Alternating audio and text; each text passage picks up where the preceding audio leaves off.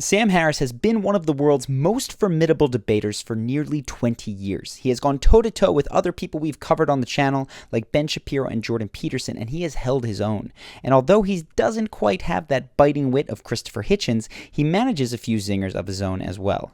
You're not a physicist, and basically every sentence demonstrates that you speak on the subject. Now, so in this video, we are going to break down 5 reasons Sam Harris is so excellent in his debates. You will discover how you can use these tactics to your advantage, as well as the betterment of all those who encounter your masterful skills. Now, believe it or not, there's only one point I'm covering that deals with the formal rules of logic, but it's enough to provide an effective way to dismantle many, many arguments, and it looks like this. First, you identify the premise that someone is putting forward. When I'm looking at you right now, you may assume that what I see is immaterial, but that's not what I see. And it's not what I believe. And I think I understand it's not what you believe. There's something in you that is more than you believe. Rather than arguing with that premise or disproving it directly, accept what the other person said as true. Then apply their logic to even more extreme situations, knowing that eventually they won't like where their own logic has taken them. this is constrained by our common sense in every other domain of discourse. I mean, just take, for example, the people who think Elvis is still alive. Okay. What's wrong with this claim? The technical term for this is reductio ad absurdum, reduction to absurdity, and it is an incredible technique because your counterparts are essentially dismantling their own arguments. Rather than fighting, you show how a statement that someone else has made leads to more ridiculous outcomes that are obviously not true. So your opponent essentially destroys their own logic by disagreeing with its conclusions. Now, this can actually be difficult to use when someone's premises aren't clear, and that's often the case in conversation. We don't speak in formal proofs. So Sam has learned to identify the implied or hidden premises in the statements of his counterparts. These hidden premises can be used to one's advantage in a debate, and I discussed that in the Ben Shapiro breakdown, which I highly recommend if you're interested in this topic. I'm going to link that below.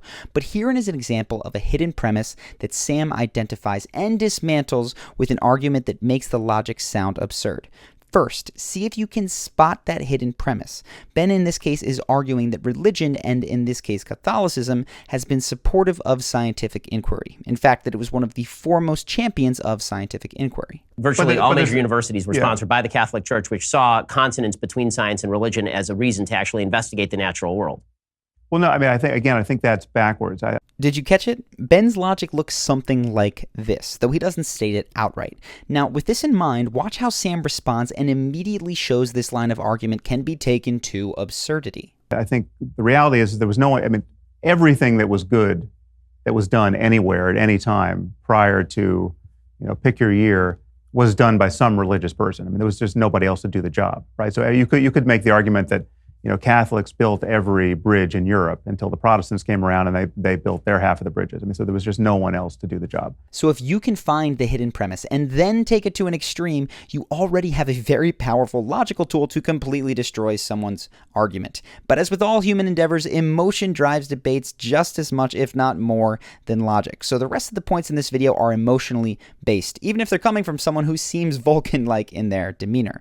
The first of these is conciliatory statements, where you acknowledge the validity, or at least the seeming reasonableness, of the opposing viewpoint. It looks something like this. Let me address that question because it seems, so this can all seem very abstract and academic and of no use to anyone. Right. This next statement is one that Sam says blatantly during an exchange where Ben Affleck was upset about Sam's statements on Islam. Let me just give you what you want. There are hundreds of millions of Muslims who are nominal Muslims, who don't take the faith seriously, who don't want to kill apostates, who are horrified by ISIS, and we need to defend these people, prop them up, and let them reform their faith. But by that point, it was already 8 minutes into this exchange, and it was too late to cool anyone off. ISIS couldn't fill a AA ballpark in Charleston, West Virginia, and you were making a career out of ISIS. But no, it's not just ISIS. The point that I am making here is that conciliatory statements are important before people get heated or dig into their positions. In fact, I think that the most important thing I'd like to see more of in public intellectuals is this, conciliatory statements. Now, of course, I'm recognizing recognizing it is very, very hard to do in the moment, but it may have had a big impact, for instance, on the conversation between Jordan Peterson and Kathy Newman, if each individual understands that they are not being attacked as a person. Now, we have an entire video breaking down that particular interaction and how to keep cool and avoid embarrassing yourself in arguments. If you want to check that out, I will link to that video in the description. Now, another emotional but effective point is that Sam frequently cracks jokes.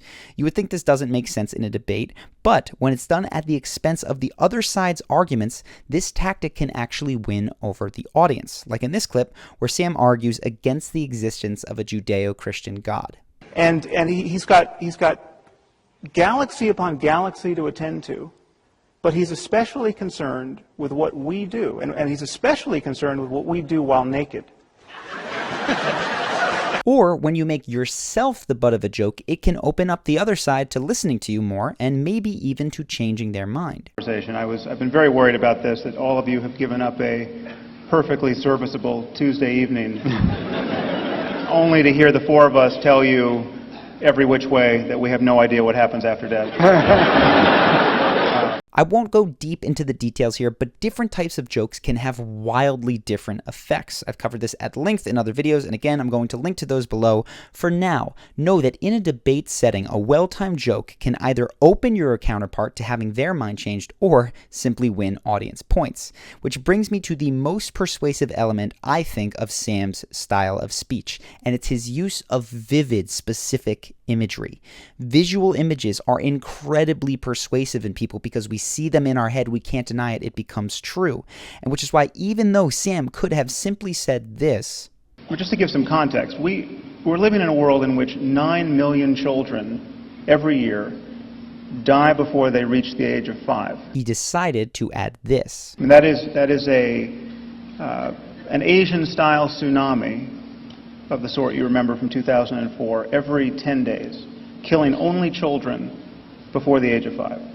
It's why in this next clip, Sam simply could have said that the conditions at Foxconn, the Chinese manufacturer of Apple products, are really unfair. But instead he says the following, and again, the point that he makes here is very upsetting, but I say it and show it here to illustrate its power. Perhaps on the iPad itself, that the people who built this gorgeous device live lives of such unendurable drudgery that they regularly hurl themselves off the rooftops at the factory where they work. Nets have been installed to catch their falling bodies. The real power comes when you have conditioned these ideas to the degree to which they become a habit. It's no longer a tactic, but a style of behaving. And you know that's true when you start using them one on top of the other, which is where they become extremely powerful. So watch as Sam follows that particular point up with a reductio ad absurdum on the benevolence of God's will plus a joke. And that just goes to show how all of these combined can be used to great effect. It's God's will that I'm so lucky. If God had wanted me to do dangerous and deadly boring work for a few dollars a day, that's what I would be doing. But as it happens, he wants me to have a new iPad. Hallelujah. There you have it, 5, not all, but 5 of the reasons that Sam Harris is so dominant in debates. Now, I've made a playlist of all the videos that I mentioned before. I think you will find them very useful because they contain some of the tactics that Sam is both using and arguing against, not to mention some of his top debate partners, including Ben Shapiro and Jordan Peterson. I'm going to link to that playlist with the videos right here on screen as well. Now, if you want to make sure that you get more videos like this, of course, subscribe, but a special one today because Game of Thrones is coming back, and that means the breakdowns that we have done will finally, after many years, be making a comeback as well. I'm very much looking forward to them. Hit the notification bell if you want to make sure not to miss them. Either way, I hope that you enjoyed this video, and I look forward to seeing you in the next one.